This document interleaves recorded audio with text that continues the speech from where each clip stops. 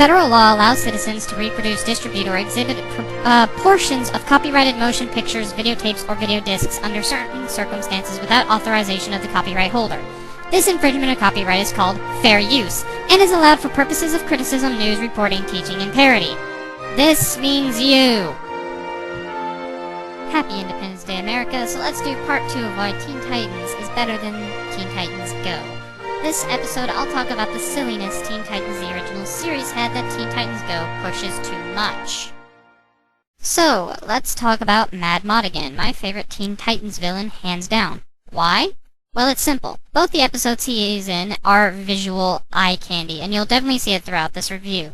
I also enjoy Mad Mod for the silliness and nonsensicalness he brings, as he basically takes a hammer to reality.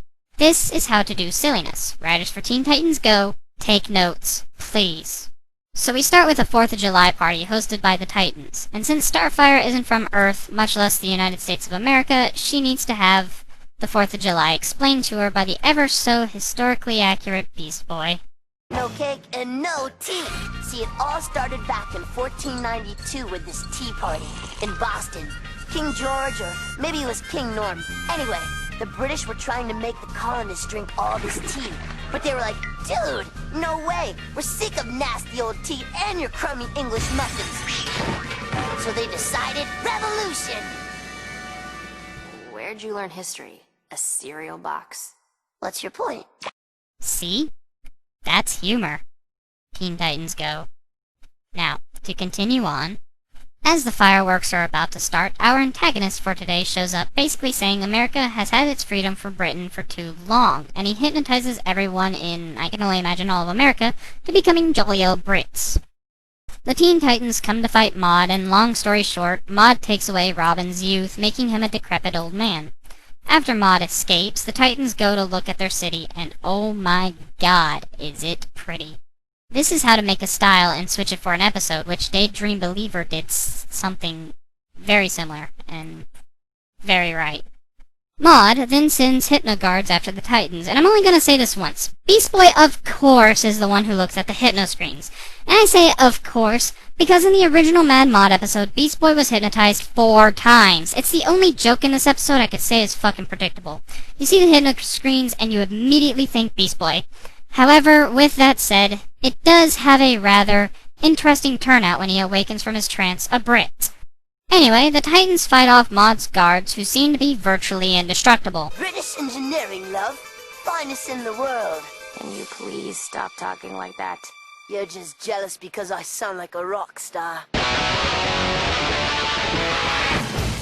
And people wonder why I fucking love the Mad Mod episodes. The Titans then run off, and Raven fixes Beast Boy almost immediately, keeping the joke from running too long. Hope you're keeping notes handy. The Titans ponder how they should take back the city for America. Cyborg thinks of a full frontal assault as a good plan when Starfire thinks of bringing Robin back for will help, and Raven thinks going for Maude is basically a good strategy. And Beast Boy of all people comes up with a plan to get a trained gerbil army. They then decide to do the American thing and vote up a plan which winds up with Starfire's plan getting put in motion. They eventually find Robin and try to rescue him, only to find he's a hologram set up by Maude, who proceeds to send out a bunch of guards. Cyborg then puts his plan into motion, and the Titans go for a frontal assault, which results in a very revolutionary fight scene, until Maude breaks out the tanks, which causes the Titans to run off. Off you go! You lot couldn't beat the Brits in 1776, and you can't beat us now! I am using an awful lot of clips in this review. I hope it won't result in another strike. The Titans hide in a hole where they try to come up with another plan. Dude, tell me about it. Bangers and mash, bubble and squeak, toad in the hole? Don't British people speak English? So they try Raven's plan, which goes well until Maude peeks out from the clouds in a nod at Monty Python and the Holy Grail, where Maude says those who don't know history are doomed to repeat it, which basically tells the Titans how to win this battle. Which results in a chase scene followed by a visually impressive music video, very similar to the original Mad Mod episode, only this time with a bunch of British cultural references. And a lot seems to be the Beatles related, and a nice satire on American history. Very good original series writers. The Titans then start feeling defeated, so Starfire remembers what Maud said about those who do not know history are doomed to repeat it, and basically gives the best pep talk you could ever hear from an episode like this. This time, I won't play the clip. This time, I want you to watch the episode for yourselves. Listen to what Starfire says in this scene. For those of you who are not American, this is how America has stood the test of time. How it is now, it's not how it was before, especially when it comes to actually being united. Maud holds a parade for his victory, and Robin wants to stop him, but is unable to. However, the Titans come around to stop Maud, and he asks if they've already tried a full frontal assault. The final battle ensues, which ends in Maud capturing Cyborg, Starfire, and Raven, believing Beast Boy to be the final attack. As Maud is distracted, Cyborg grabs the cane with the rocket arm and drops it into Robin's hands. Now, what does this episode do that Teen Titans Go does wrong? Well, compare the episode I reviewed to this episode. In Yearbook Madness, which is pretty par for the course, may I remind you, all the jokes are nonsensical. They try to go for a random approach, which usually causes the humor to fall flat. Most of what Teen Titans Go does is just obnoxious, stupid, and really dragged on.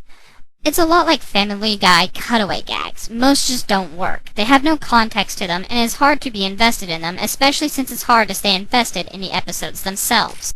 Teen Titans, the original series, usually has stories that are easy to be invested in, and when they have humor, it's usually humor that makes sense.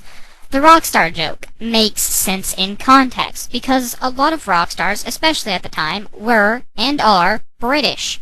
Hell, they make so many visual gags about the Beatles it's hard not to understand which group of rock stars Beast Boy was referring to. The characters in Teen Titans Go have no personalities to go off from, so therefore making these jokes as characters are impossible to do, especially since you want to focus on stupid humor.